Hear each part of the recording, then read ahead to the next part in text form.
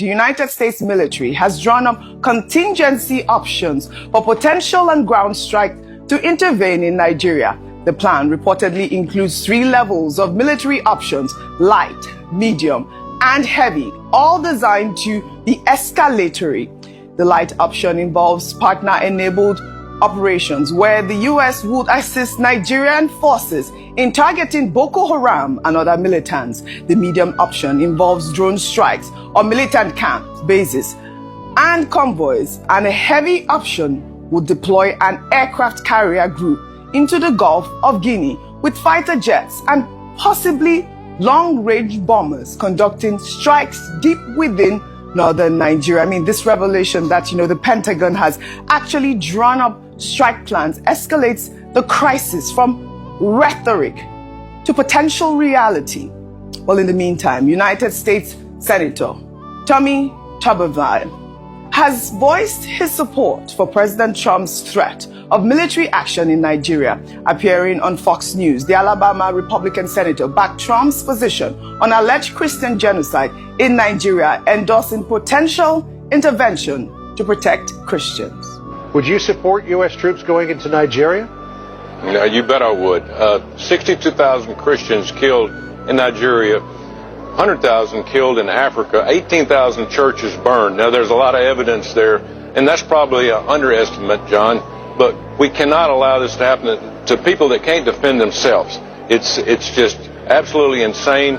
If we need to get involved in something like this, President Trump could end that in a heartbeat. This wouldn't be like going into Russia or China or North Korea or Iran. This would be going and helping innocent people that would be able to take back over their country. It's a shame something like this happened, but we can't overlook it. We can't underestimate it. Well, the senator's remarks represents the first major congressional backing for Trump's threat to invade Nigeria, signaling that the president may have support among Republican lawmakers for military intervention. This adds a concerning legislative dimension to Trump's threats, suggesting this may not merely be presidential rhetoric, like I said, but could gain congressional support.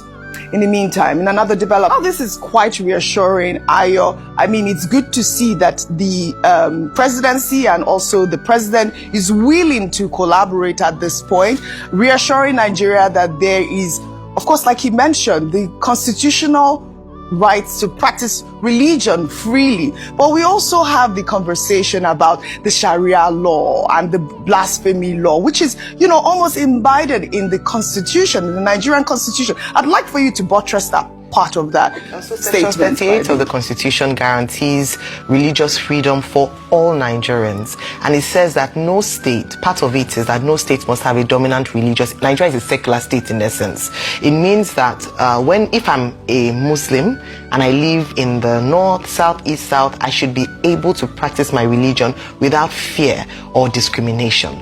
If I'm a Christian, as a Christian, I am able to go to any part of the country and practice my religion without fear, discrimination, or enticement or forcing for me to move away to another religion. Now, these are some of the issues that have now come off. And I've talked about it is high time we start to have these uncomfortable conversations, yes. OG. And I believe that this incident, sad incident, gives rise to us to correct some things that have not been right. If you speak to a number of people living, particularly in the north, and I say this with all sense of responsibility, a number of Christians have talked about how some of these terrorist organizations who are termed as Islamic terrorist organizations, the Boko Haram, which is most prominent, actually target people who are not of the faith, so whether it be Christians or moderate Muslims. And that's why you can understand why many of them have talked about their churches being burned, Christians dying, priests being kidnapped, a number of people targeting. If you recall during the last administration of El Rufai in Kaduna State, we know how polarized it was. Christians seem to not be protected at all. Thanks to the Governor now, Obasanjo, who is doing a lot of work in trying to reconcile fragmented relationships. So beyond this targeting of Christians. It's also the freedom to practice. OJ, in some parts of these areas, they say that when churches, the land is owned by the government, the state government. After 100 years, you can apply for it to be renewed. That there's some churches who go to apply, and there are some policies that silently target religious freedom in these areas. We haven't spoken up for these people. Many times we talk about people who are on certain days or certain religious festivals. We heard Professor Waro talk about that. We have killings in these areas. What does that mean? It means that people are afraid to actually fully express themselves. When you have a state where Sharia law is in operation, how can a Christian freely practice their religion in that area? These are the things that we need to start talking about, so that we don't have this narrative of religious intolerance. Beyond that, we brought up the issue of Deborah Solomon in Sokoto State, Samuel, where people were afraid to speak out or speak up. Yes, because of yes, she said something that the other faith said, oh, it wasn't of their faith. She has freedom of expression. I think what was a bigger travesty was the fact that despite what happened, nobody was apprehended. Till today, even though their faces are in public glare, they were not afraid. They did it brazenly. So there are some parts of the country where your religious freedom is up to a certain limit. Yes. It is curtailed. We have to be honest about this. And I believe that one of the things that this situation will bring to light is the fact that in some sectors of Nigeria, some people do not actually have that constitutionally guaranteed right to religious freedom. We need to talk about that. We need to be honest about that. And by being honest about that is the foundation to solving the problem. And that is a big point. Thank you, Ayo, for highlighting that part of the speech. We're talking about religious persecution here.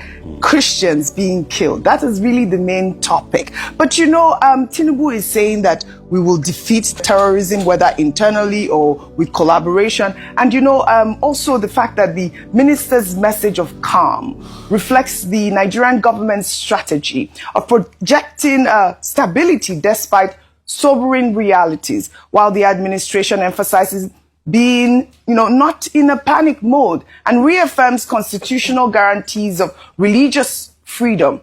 Nigeria ranks number 6 on the Global Terrorism Index, just above Somalia and Israel.